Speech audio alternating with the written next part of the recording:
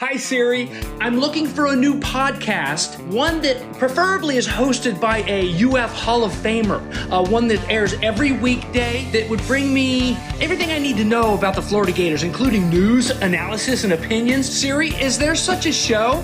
Have you heard of PodUp with Matthews in the morning on Facebook, YouTube, Twitter, or any podcast platform?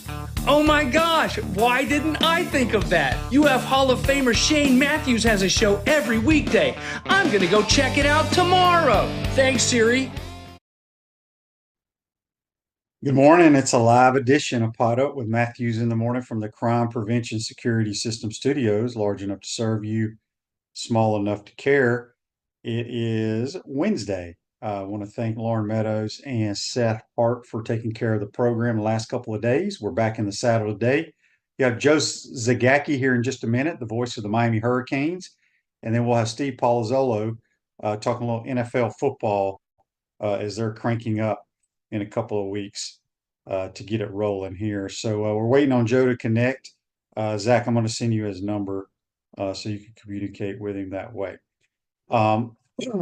Got a lot going on. Obviously, there was a scrimmage Saturday. I was there for a little bit of it. Good things, bad things. Typical scrimmage, in my opinion. Thought Graham Mertz looked sharp. DJ had his moments. Had a lot of freshman moments as well. Still not convinced they're going to play him a lot. And I know I'm in the minority there, but I don't see it happening personally. But we shall see. All right, well, we're waiting on Joe. Let's get to a couple of these Facebook Lives. Well, that's the YouTube's there. We got to ask Joe those questions. All right, we'll do that when we'll have him in just a minute. Gators, if you okay, so Joe can hear me. Zach, can you call Joe and see what the problem is? Because the number I gave him, it tells you how to unmute your phone. It's like pound or *6 or *4. I can't remember. So just call him. All right. Andy says on Facebook Live, brought to you by Mellon Law, Andy Jean is hurt again. Yeah, it looks that way. Brandon wants to do a GoFundMe for the next time I'm out. We will vote Lauren and Troop over the other. Yeah, well, we appreciate them all putting in the time. Andrew says, why no love for Mertz? No love from last year. Andrew, that's a great question. I was on a bunch of other shows in the last couple of weeks, and that's all everybody wants to talk about. And look, DJ was the #1 player in America, the Gatorade National Player of the Year. We've had multiple of those guys here. But I'm telling you, I do not think he's going to play a lot this year. I was told by somebody in the media that, they talk to the parents and stuff, and that DJ's parents don't even want him to play this year. I don't know if that's true or not. So Joe can hear me. Joe, try pound star. Gosh dang it. I don't know what the problem is, because if you follow that link I sent you, Joe. All right. I don't know why this is so hard.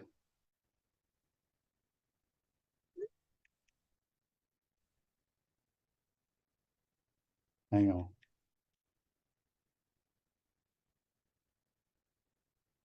All right. All right. Sorry, folks. Andy says, while you were out, it was mentioned that Graham Mertz was the #4 quarterback in the state of Florida. Was it really? I don't get it.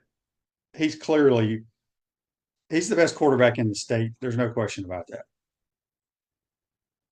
No question about that. Again, people that know nothing about sports look at the stuff that has nothing to do with playing those positions, and they have their opinions. I disagree with their opinions because I've said many a times on this program, I don't know much about a lot, but that is something that I do know. And so, I mean, he played really well. Okay, it looks like we got Joe here. Joe, how you doing, my man? Sorry about that. I'm a technical illiterate. I hope the University of Miami performs better than I just did. I turned the ball over on the opening kickoff. Well, we'll take that right now. We got the voice of the Miami Hurricanes, Joe Zagacki, right here on the Titan and More Hotline, courtesy of Comfort Tim. Joe, let's start out. Obviously, the Canes are coming off a 7-6 year, 3-5 in the ACC. There's a lot of love around the country for Miami. I don't follow Miami closely, but can you tell us why? I think a lot of people, they feel like Florida and Miami are kind of the same type of teams. Florida was 5-7 last year. Y'all were 7-6. Why so much love for the Canes?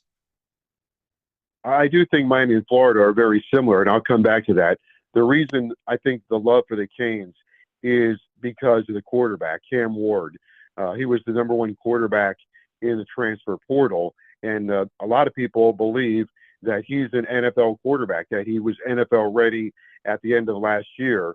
So they, often I think people associate teams as being one player away or one coach away. And I don't think Miami is one player or one coach away. I do think that Mario Cristobal has closed the gap on the rest of the country. And the love, I think, starts with Cam Ward. And then I think, you bring in Damian Martinez, who is arguably one of the best running backs in the portal. And then he was also able to fortify his defensive line, in addition to the high-level recruiting that he's done at the University of Miami with recruiting high school players the last couple of years. And then that being said, last year, 7-6, if you compare that to the first year, which was kind of a disaster, you lose to Florida State and Clemson by a combined, 80 points. Last year, you beat Clemson and lose a game to Florida State that, quite honestly, probably should have won the game. There was a bad call in there that probably tilted the game a little bit as well, but they probably should have won that game. So I think they did show progress last year, but the love, I think, revolves around their roster. The roster is better. Now the question is, and I think this is a question for everybody around the country, it's a new team. Can you bring them all together? That 3 weeks of training camp. So can you bring them together in a high-level game in a short amount of time? Yeah, speaking of Cam Ward, he is a very talented guy. Put up a lot of yards at Incarnate Word and also at Washington State. But Joe, he's never walked into what he's going to walk in on August 31st. Let's be honest. Yeah. Playing in the Pac-12, playing at USC is not like playing in the swamp. Playing at NC State is not like playing in the swamp. And I saw somewhere the other day he doesn't play as well on the road. That's in the past. Now in the future that may happen. But is there any concern from crowd noise, just the atmosphere of him not knowing what he's walking into? That would be, as we get to like 15 minutes before the game, and we have to do the keys to the game. That's probably going to be my number one key. Miami handling Florida's home field advantage. As it relates to Cam Ward, I do think he has a game at Oregon under his belt. Some of those Pac-12 places are tricky. Going to Oregon State or Oregon or Washington. They'd go to Washington last year, I think it was. He has he's got a lot of positive stats, Shane. 7 300-yard games a year ago, 25 starts, 6,900 yards, 13,000 total yards. He's got a lot of positive stats to build on. You're a former quarterback. Here's my concern. His record is 12-13 the last 2 years. And I think maybe you would disagree, but I think sometimes quarterbacks can be like pitchers. You just got to find a way to win. And so that 12-13 record does concern me. Going into Florida Field with the crowd noise, and Miami's been booming the crowd noise for 3 weeks in training camp, it does concern me. And what really concerns me is, without being at one Florida practice, I am pretty sure that all summer long, they've been harping on, take the ball away, interceptions, fumbles, take the ball away. They only had 3 interceptions last year. Miami, on the other hand, has thrown 26 interceptions the last 2 years. 26. And if they throw 1 or 2 in the first half, that's going to start a pep rally for Florida. And that would certainly tilt the game in Florida's favor. And that's not what Miami wants to be up against. And for me, the simple way to handle that would be hand the ball to Damian Martinez and let him do some damage, because he's a big, powerful, hard-nosed running back that's tough to bring down. Yeah, we'll take some interceptions or just turnovers, period. The Gators have been struggling the last few years getting turnovers.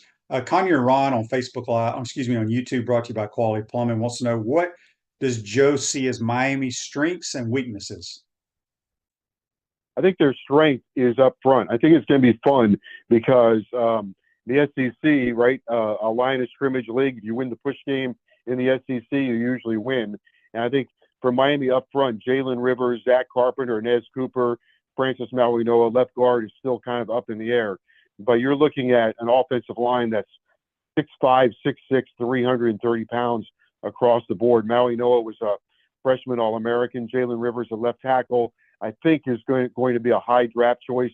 Zach Carpenter will be his first game in Miami. So again, another concern. Carpenter and Ward, that combination, center quarterback, first game together compared to what Florida will have with Mertz and Slaughter. They've played together. And then the right guard, Inez Cooper, is just, he's enormous. He blocks the sun out. 6'4", they list him at 330, but he's an enormous right guard. And then on the defensive line, Ruben Bain, freshman All-American. Mesidor, he's got to play. And Mesidor has been injured, but he can be an NFL player. Barrow, Clark, Tyler Barron, Elijah Alston, Ahmed Moten, Anthony Campbell, all those guys, a lot of experience, very big, very physical on the defensive line. So I think those are the two strengths for Miami. If they're going to win that game, it's protect the ball and win the trench battle. Yeah, there's no question about that. Defensively, would you say the front four, front seven of Miami is the strength of their defense? It's funny, Shane, because if we had talked during the spring, I would have said, man, Miami's got some holes in that front seven. But, since spring football, because of the transfer portal, they brought in Simeon Barrow, who played for Michigan State, and Tyler Barron, who played at Tennessee. You guys probably saw him. And, Barron, 13 career sacks on the edge. Barrow, almost 300-pounder at defensive tackle, kind of anchors that.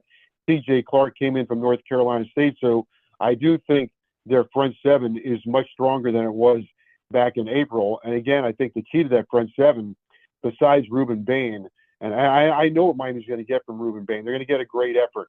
They're going to get a smart football player. They're going to get a playmaker. But the guy that really changes the defensive line for Miami is Akeem Mesidor. Only played 3 games last year. He can play on the edge. He can play inside. He can rush the passer. He can stop the run. But he's got to play. And he's been on a play count in training camp as some other players have been. But I do think up front, the defensive line's the best they've had in years, probably 15 years, maybe more. Than the linebackers, Mauigoa, I think, is very good. Under the radar for some reason is Wesley Bissain, a linebacker. He's a junior, Central High School, right here in the heart of Miami. And I think he's on the verge of a breakout season. Andy's question for you, Joe, on Facebook Live, brought to you by Mel Law. If Miami fan base could get only one win between Florida and Florida State this year, who would they rather beat? Oh, my, that's a great question. I'm going to say Florida. I mean, if Miami wins only one game all year, Florida, right? I mean, you have to beat. I agree with that. If you're that. Miami, you have to beat the Gators. Now, logically, it would be Florida State because, that's a conference game and all that stuff, and is the path to perhaps a championship and all that stuff. But bragging rights, program rights, rivalry, love, hate, well, mainly probably just hate, but it's got to be Florida. You never got a chance to play in Miami. I never played with the Canes. Never played them. I don't think that's right. I think they should play every year. I think it's robbing the kids of one of the great games that should be played and could be played and can be played and was played. I mean, there have been some Miami, Florida games that have just been cliffhangers, great adventure rides, thrilling finishes, just everything you want in college football. And I think it's because of the passion in the state, and I think they should play all the time. I agree with that. Mario Cristobal, some people very similar to Billy Napier say he's only hot seat. just your thoughts on, obviously things haven't gone the way Mario wants them to go, but do you think how big of a year is this year for Mario? Well, I think it's a big year because the money that's being poured in to Miami and college athletics, and because the transfer portal speeds up the rebuild. I think, to his defense, he was the only coach that Miami has hired since really Butch Davis that had the nerve to say, "Hey, we don't have a at the time we don't have a championship team." Every year at Miami, it's always been, "Oh, we're going to win a championship. Oh, we're going to win a championship." They haven't had a championship roster in years, and I don't know if it's just because people don't do enough research, or if it's just because the Miami brand is expected to always be a champion. But they've been getting clobbered in recruiting, primarily by Alabama and Georgia, coming into South Florida and taking out the premier players. They've had good players, but their roster has always been incomplete because of recruiting and/or guys leaving early. So Mario, when he came in, said, "Look, this is not what the Miami Hurricanes should look at or look like." And he has said this has been a complete rebuild. Now there's more heat on him because they've been able to dive into the transfer portal and bring in Cam Ward, Damian Martinez, defensive lineman, and now Miami looks more like what Miami should look like, or what Alabama, Georgia, or even Florida years ago looked like. So obviously expectations are always extremely high at Miami, and they've got to show improvement. They can't. I think it's hard to go from 7 wins to 11 or 12, but they got to get up in that double-digit range. Joe, are you surprised? And correct me if I'm wrong. When Miami went into the ACC, I don't even know. I can't even tell you the Coastal and the Atlantic. I don't even think they do that anymore. But I was so confused at who played on what side. But Florida State and Miami were on the opposite sides, I believe. Everybody Correct. thought Everybody always thought it was going to be Miami, Florida State playing for the ACC title, which I don't think has ever happened. And Miami's never won an ACC title, right? That is correct. Only played in the championship game one time. One other time that they were eligible for it, they forfeited their opportunity to play in it because of they thought that would lessen NCAA sanctions. So Miami and Florida State have never played for the championship. Miami and Florida State played in an Orange Bowl game before Miami was in the ACC. But it's funny. I think Miami, Florida State, I can probably toss Florida in there now. Those three always seem to have pretty similar paths. There was a time when probably in the 70s where none of them were that great. And there was a time in the 80s and 90s where all three were really good. Then we've had this dry spell here in the 2000s where Florida's had their moment in sunshine. Florida State has had their championship and a good run last year. And Miami's only had really one good year in the last 20 years. They've won 10 games one time in the last 20 years. A lot of that, I think, was Miami was caught in this transition in college football of guys leaving early, didn't know how to replace them, couldn't replace them. They were often left with a stripped-down roster. I think some of it was playing in the conference just was harder for them. I'm not sure going into the ACC helped Miami football, to be quite honest with you. I don't know if our fan base knows the difference really or cares the difference between North Carolina and East Carolina. The Miami fan base was so accustomed to playing Florida State and, independent schedules that even when they're in the Big East, I think they relate to those teams more than what was in the ACC. And to a certain extent, I don't think the ACC did much to boost up Miami football. I think it's always been, I think their view was, we invited you in, you're going to be like us, rather than we invited you in, we want that pizzazz of Miami. I think they've always just tried to neuter Miami. Tanya Rod on YouTube, brought to you by Quality Plumbing. Have y'all considered building an on-campus facility to play in? I mean, it's got to be tough when you don't have a great crowd. Obviously, when Florida State plays down there, it gets packed. But doesn't that hurt the program a little bit? Well, I would say this about Miami. Miami is one of the unique programs in all of college football. And unless you, I think really, and it's a big argument down here, but I've lived here my whole life. So people can argue with me if they'd like, but I'm pretty sure that this would be one argument I would win. When it comes to the University of Miami, they don't have that alumni fan base that swarms back to the school for weekends. Like, you're going to see in Gainesville in 2 weeks when, people are going to come from all over the state, whether it's a Miami game or Florida's playing Georgia Southern. People will come back to Gainesville because they want to see their friends, and the alumni base is just so big, which, by the way, my daughter is one. That being said, in Miami, if the University of Miami wins, people will go wherever they play. They went when they played in the Orange Bowl when Miami won. They've gone to Hard Rock Stadium when Miami won. If the University of Miami played in West Palm Beach, they would go there. This is a transient area. People spend most of their time in the cars, screaming at each other in traffic. They will go wherever Miami plays. There's no place on campus for Miami to build a stadium. It's too small. The campus is too small. The traffic down there would be a complete disaster. There's very little public transportation, and even if there was, we're not conditioned to use it. So Miami's job is to win. The fans' job is to show up. And to their defense, when Miami won and won big, they played great football. They played exciting football. They played football that represented kind of the attitude of this community. It allowed people to get behind it and beat their chests and kind of be bullies a little bit. And that's the way Miami played, bully ball. And the fan base, they loved it. Well, Miami hasn't given that to the fan base the last 20 years. Not that much. They went from steak to peanut butter and jelly.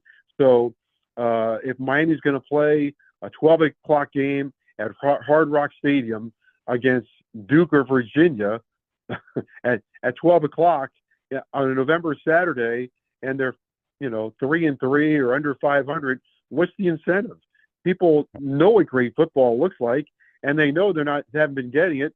They'll go fishing. They'll go play golf. They'll go do anything else they can do in South Florida.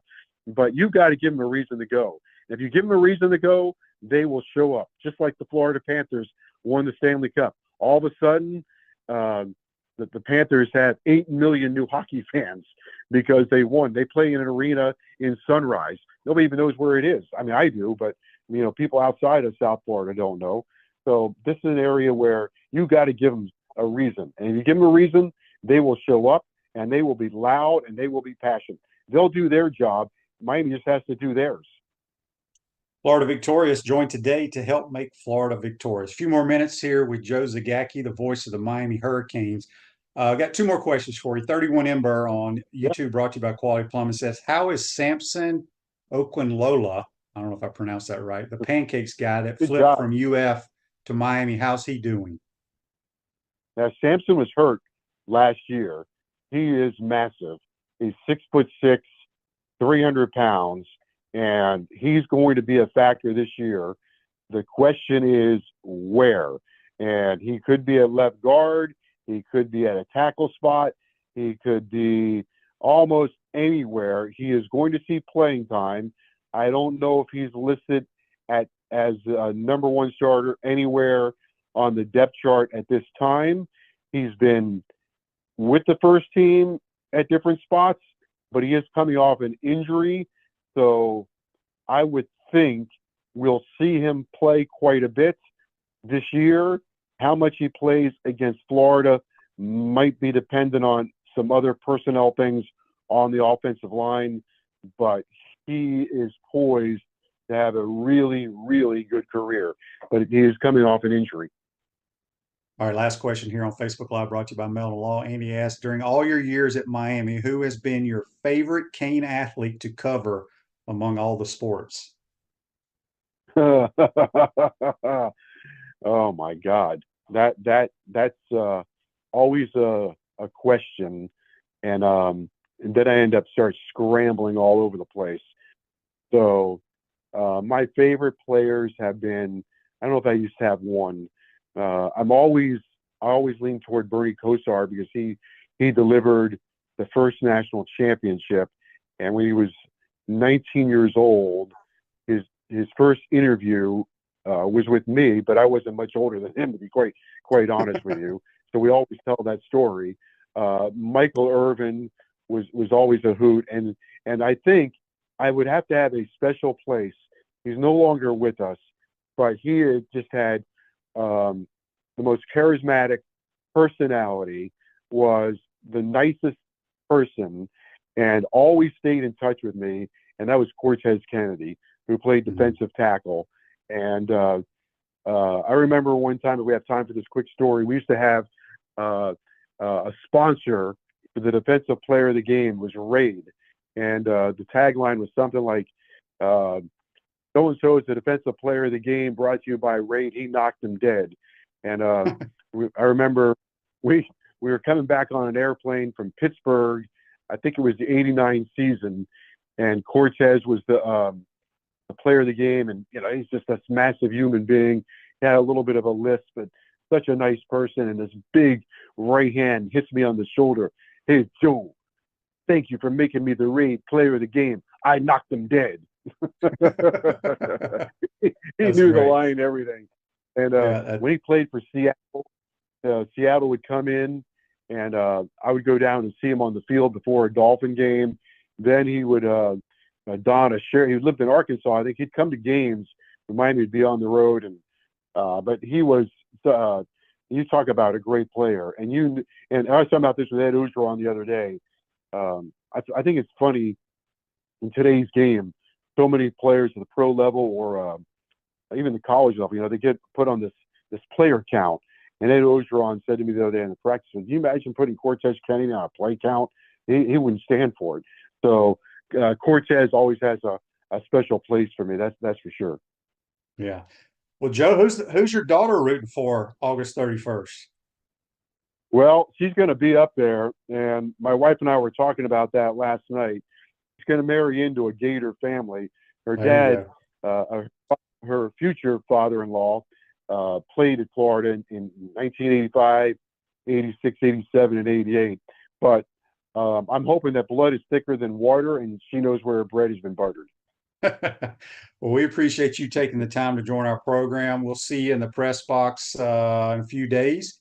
And thanks again, Joe. Yeah, Shane, thank you. Appreciate it. And I'm hoping that Miami and Florida put on a great show. We need that for the state of Florida, that's for sure. We need it for Miami and Florida. To be honest with you, I hope they both have great seasons. Yeah. Joe, have a good day, man. We'll see you next week. All right. Thank you. That's Joe Zagacki, the voice of the Miami Hurricanes, join us on the Titan No More Hotline, courtesy of Comfort Town. Take a quick time out. We'll come back. We'll talk a little NFL football with Steve Palazollo. Get all your NFL questions ready. He'll answer them for you. You're watching and listening to PodUp with Matthews in the Morning from the Crime Prevention Security System Studios. We'll be right back. We want to take this moment to thank our sponsors who keep the show going and pay the bills. Our premium sponsors are Crime Prevention Security Systems, Titan MRI, Meldon Law, Peachland Dental, QC Kinetics, Campus USA Credit Union, Dave & Buster's. Gridiron sponsors, Comfort Temp, UF Bookstores, Quality Plumbing, Silverback Concrete, Ruse Ogra State Farm, Tropical Smoothie Cafe, F45. Our touchdown sponsors, Gator Dominoes, Celebrate Primary Care, Gator Bait Media, Aikido America, Style Cuts, Ironwood Golf Course, Big Mills Cheesesteaks, McDonald's of Gainesville, 84 Lumber, Dowling Signs, Baker's Sporting Goods, MG&A Wealth, Nest and Wild. If you're interested in promoting your business on the show, call Freddie at 352-284-3733. If you like what we're doing here, make sure to follow us and support the businesses that support us. Hi there, this is Coach Steve Spurrier, and I want to let you know that by popular demand, Spurrier's Gridiron Grill's delicious brunch is now served in a premium buffet. You have spoken, we have listened, and we're now serving Gainesville's only elevated buffet, complete with an omelet station, ginger sage chicken sausage, shredded short rib, and of course our chicken and waffles. Plus, you can enjoy bottomless, mimosas, and Bloody Marys. So join us every Saturday and Sunday from 11 to 3 for the best brunch in town. Welcome back to the Crime Prevention Security System Studios, large enough to serve you, small enough to care. Rules Over State Farm Office is a team of dedicated insurance professionals ready to help life go right with the right insurance options for you and your family. Visitogreinsurance.com. Give them a call at 352-240-1779. I'm going to go back to the Titan More hotline, courtesy of Comfort Tent. We're joined by Steve Palazollo, used to be part of Pro Football Focus. Good morning, Steve. Let everybody know what you're going to be doing now. Yeah, I've been with PFF about 13 years. 2011 is when I started, but my podcast partner, Sam Monson, and I have a great new opportunity to take our podcast and kind of rebrand it a little bit. It's called Check the Mic. It's going to be under the 33rd team, and it starts tomorrow. Today's my last day actually at PFF. We're going to do a little goodbye send-off show later today, but Check the Mic is the new podcast. It'll be on YouTube. It'll be everywhere you listen to your podcasts. And we're excited to just continue the same NFL analysis we always have, just under a different title. Awesome. Good stuff as always. All right, let's start with this. I know a lot of people are going to ask this, but I'm going to ask it first. Out of all the rookie quarterbacks from this year's class, which one do you think is going to have the best year? Yeah, I'll still say Caleb Williams. I mean, I know there's definitely some stuff that he does that is non-traditional, leaving clean pockets and chucking it down the field. But I think at the end of the day, the natural feel and playmaking that he has will come good. I think that'll show up on the field.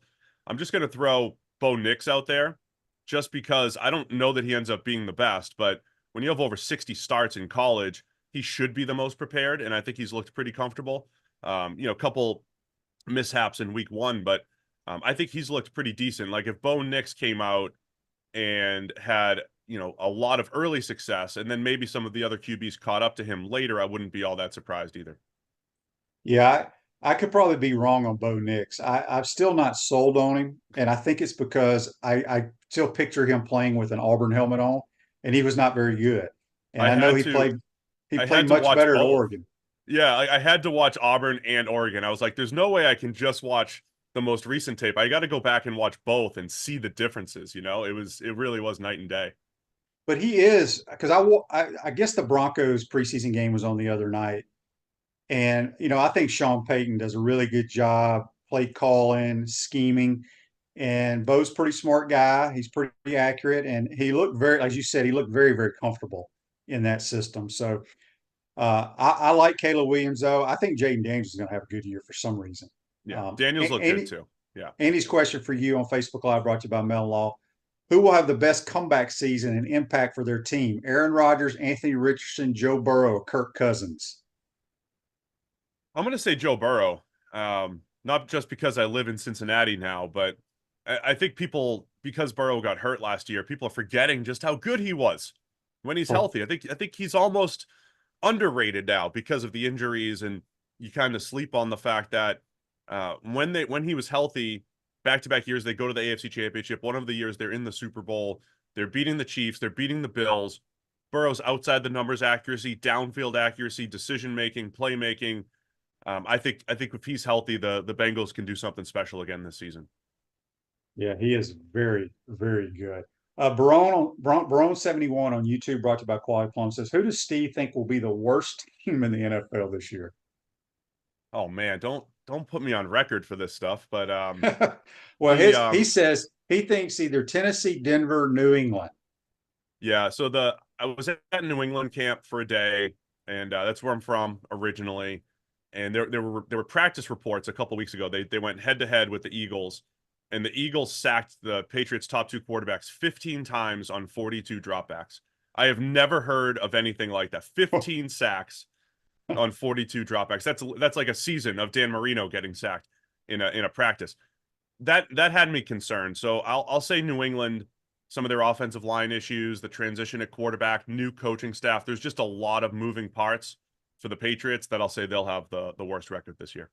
That will be interesting. No question about it. Aaron Rodgers, 100% ready to roll this year? Yeah, I think he'll be okay. I mean, the 40-year-old quarterbacks are fascinating. I think Tom Brady broke all the rules. You kept expecting him to decline, and it never really happened. Even his last year, he still was physically good. There was just other stuff going wrong there. So what do you do with Rodgers at 40? Because Drew Brees regressed and Peyton Manning regressed, and that didn't.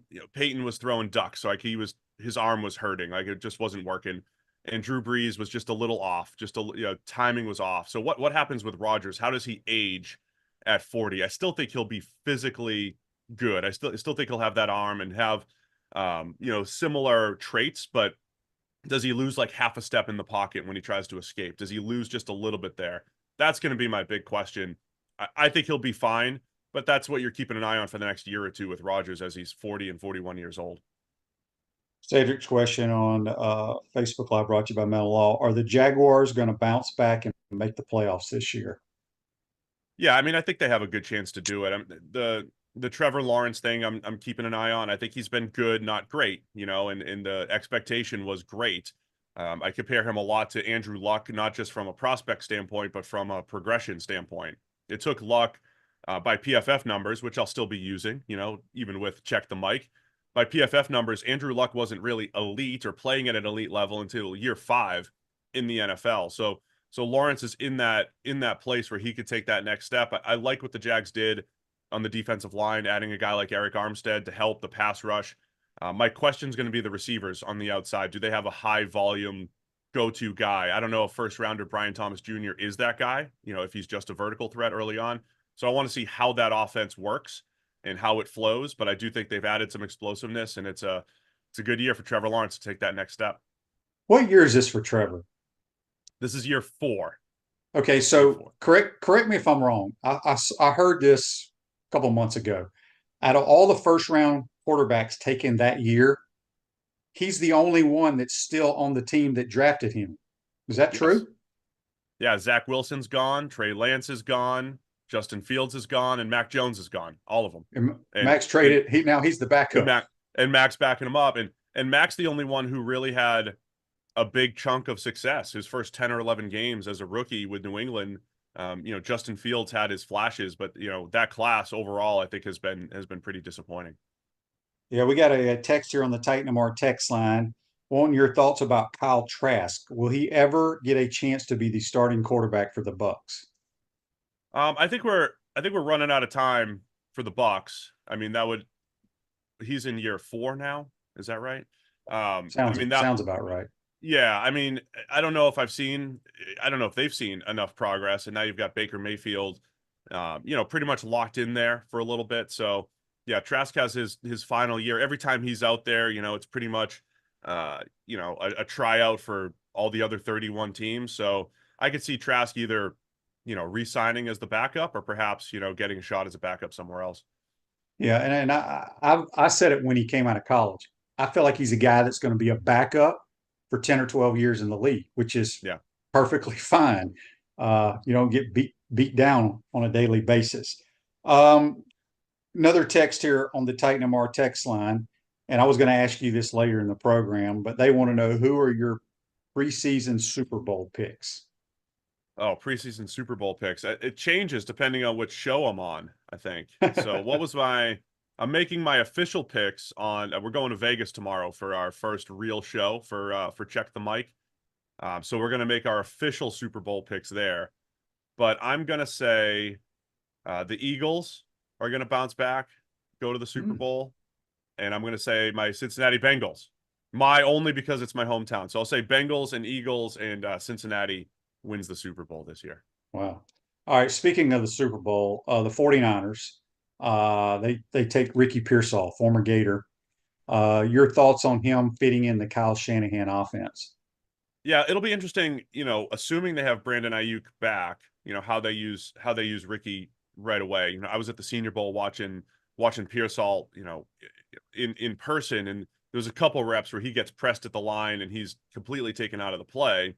But when he gets the free release and he's running through the secondary, I mean, just watching Florida football the last 2 years, you're like, man, that guy is faster than everybody. He is one of the best players on the field. I didn't know he was going to end up being a first-round pick, but he looked like one of the best players on the field every single week. So I think Shanahan has a great opportunity to move him around. Doesn't have to feed him the ball, but he is a flip the field type of guy. Run those deep overs, that get opened up by play action, but in that Kyle Shanahan system. So I expect in this year, he's one of those guys that could average 15, 16, 17 yards per catch, maybe not have a ton of receptions because of all the other players there, but I think he's got a chance to make some big plays in that offense. Yeah, I think he's a good fit for them. Barone71 asks, does Steve think Sam Howell can take Geno Smith's job in Seattle? Yeah, I was just at Seattle. I was watching Seattle and Tennessee, in their joint practices last week. I'm not sure Sam Howell is going to take Geno Smith's job. I think Geno Smith has been quietly consistent over the last 2 years for a guy that was a 8 or 9 year backup, and you just kind of expect, okay, when does he slow down? When does he regress back to what he was? And he really hasn't. So I think Geno Smith is going to be the starter, but I love that move by Seattle to take a chance on Sam Howell. I think he just has to take fewer negative plays. He got beat up last year with Washington, but man, he makes some special throws. He can run it a little bit. There's a lot of potential for Sam Howell. So I love the move for Seattle to take a chance, see if they can help get him back on track and develop him. But I'm not sure he's ready to take Geno Smith's job up there. George on the Titan More text line, give me your thoughts on the Dolphins this year. Yeah, to me, it's a big year. Similar to what I think about the Dallas Cowboys. Can you just beat the best teams in the league? How are you going to, beat Buffalo and beat the Ravens and beat the Chiefs and Cincinnati?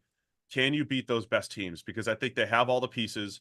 Tua has incrementally improved over the last few years. He stayed healthy last year. They have this incredible downfield passing attack. They have more speed than any team that I can remember. And Mike McDaniel calling plays, and he's awesome at just putting guys in position to succeed. So they have the pieces.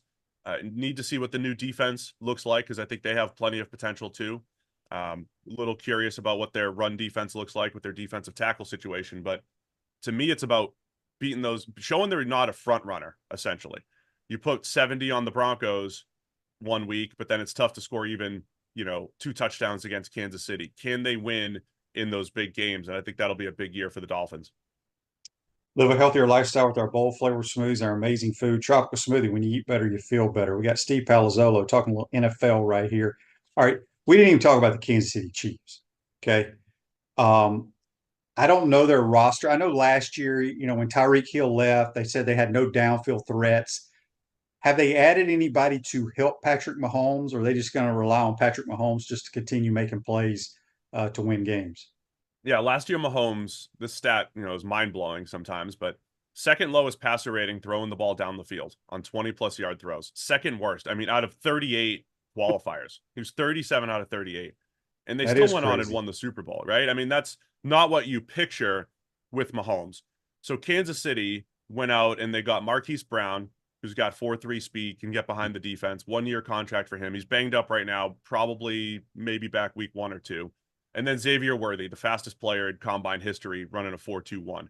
And you're already kind of seeing what they can do with Worthy. Remember that you put Tyreek Hill, at number 3, the inside receiver in trips. And every time he was there, he could just run that deep over I was talking about with Ricky Pearsall, just run right by the defense. You just had to account for him. I think they're going to stress defenses with that speed. And Mahomes has really patterned his game on throwing the underneath stuff the last couple of years. So now they're adding the downfield passing attack back to that offense. Got to worry a little bit about the tackles holding up and pass protection to do that, but I think they're going to be fine, and they'll probably look better during the regular season than they did last year when people thought, oh, it's just an off year, and then they still went on that playoff run and won the Super Bowl. How much longer do you think Andy Reid's going to coach? As long as he has Patrick Mahomes? He at some point Patrick has to outlast Andy Reid, but he looks like he's got at least 2 or 3 more years in him. Andy's still going strong, and he still has those guys, a step ahead offensively, just like he always has. Yeah, it's so fun to watch them week in and week out because he's so creative. And then I don't know if it was a preseason game the other night or something. I saw on Twitter where Mahomes threw this behind the back pass, I think, to Kelsey. It was pretty sweet. Yeah, they've been setting that up for years, and I just kind of dropped it into a preseason game. Yeah. Andy's question on Facebook Live. Steve, do you think Jordan Love will become an elite quarterback this season with that huge contract he signed? Yeah, it's the analyst in me says, all right, it's a small sample size, right? Because it wasn't even just one season. Jordan Love last year, first half versus second half of the season was night and day different. Early on, it looked like him and his receivers were not on the same page. Accuracy was all over the place. Something switched though. Switch flipped about halfway through the year, and Love looked special. So I do think he has a chance to continue that. Be a top-notch quarterback. The way he was sitting in the pocket on 3rd and longs, making downfield throws, then also making plays outside of structure when it called for it. He improved so much down the stretch. I do expect that to continue. And Jordan Love has just made the Packers look really good to take him out of Utah State as an unpolished product and, making him into what could be one of those top quarterbacks in the league. Yeah. I was thinking, because I think LaFleur does a good job calling plays too. He's all these guys, these younger guys that are in the NFL, they're from the Shanahan tree, right? Yeah. Is it Slowick that's calling the plays for the Texans? I think their offense is outstanding. Yeah, and Bobby used to work with us at PFF. He's my old teammate over here, and it is unbelievable. There was a point last year where the NFL is trending toward playing more too high type of defenses, keeping things underneath, avoiding explosive plays.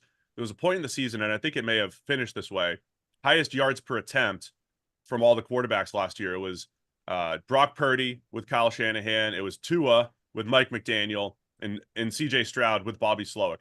All the same system. So as the NFL saying, we don't want more explosives, the Shanahan tree continues to create all these chunk plays down the field. They're doing an incredible job of just staying a step ahead of defenses around the league.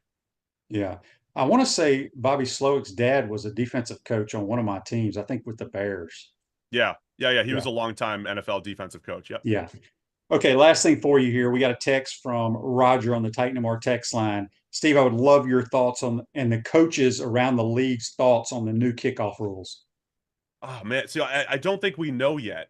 I think it's kind of a black box because teams aren't showing anything right now in the preseason. They're not showing exactly what they're going to be doing during the regular season. I'm interested in it. It's going to be more exciting.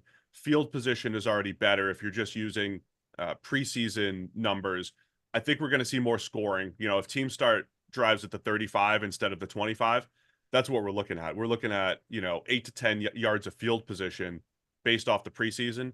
But I think schematically, I never really watched kickoffs, Shane. Not gonna lie, I'm trying to watch because they're always touchbacks. Yeah, I just, if there's a kickoff, I'm going on to the next game. I got to see something else, or I'm distracted. I'm gonna watch kickoffs this year because it's like a glorified run play in a spread set, right? Where you can run concepts. I think they're gonna start putting offensive linemen out there on the kick return team to get those guys in space blocking. I think there's gonna be a lot of creativity in the kick return game as we get into the regular season and see what teams have been cooking up.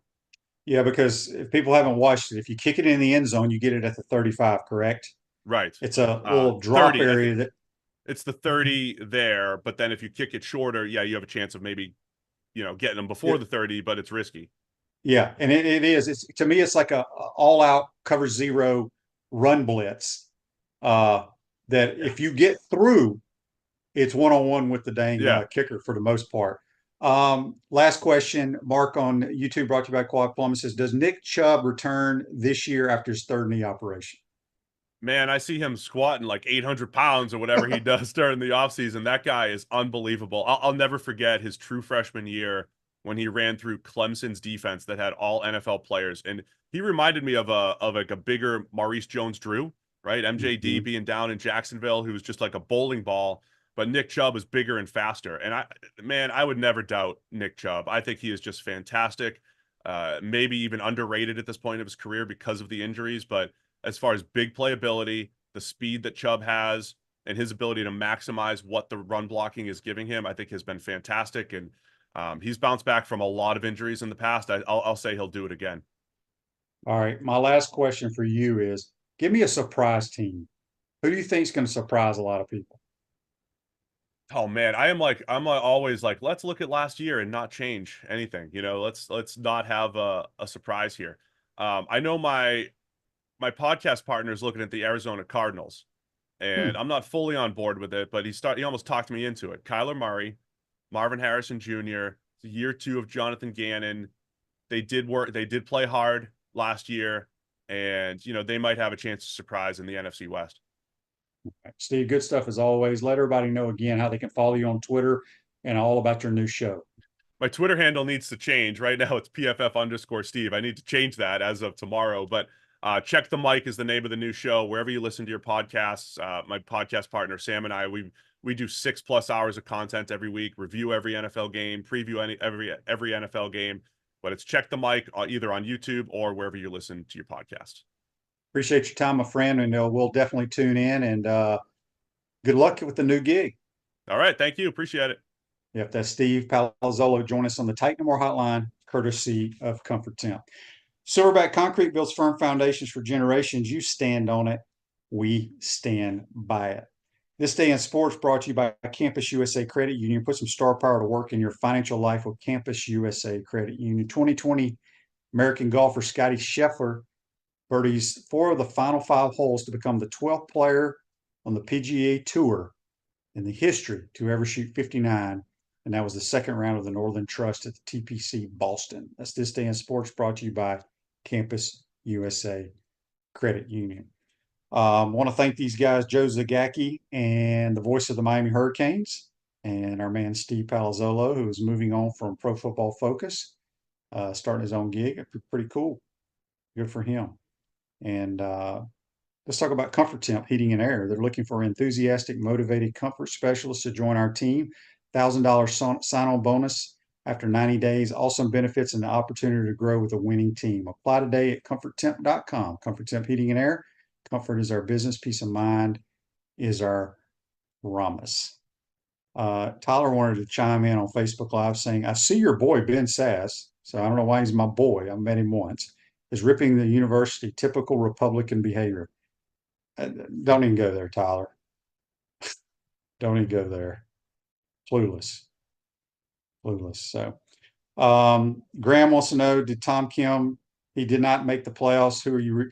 Tom Kim, speaking of that, we didn't get to talk golf. I don't think our picks did very well this week, but he double bogeyed the last 2 holes to miss moving on in the playoffs by 1 point in their point system. I was not really rooting for Tom. I just picked him to win. I like Tom Kim. Boy, he blew up